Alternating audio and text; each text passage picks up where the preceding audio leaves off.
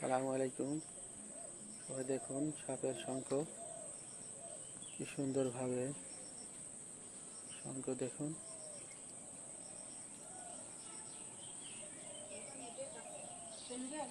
দেখুন সবাই, ওরে বাবা কি কত বড় সাপ!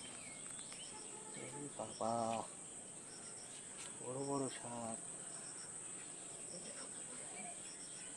বাবা, কত বড় সাপ! দেখুন সাপের সাইজটা কত বড় দেখুন। আসলে পেঁচি আছে তো তাই আমরা বুঝতে পারছি না, কিন্তু সাইজটা দেখুন। একটা কুলিন, একটা দাঁড়াইশ। এই দেখুন,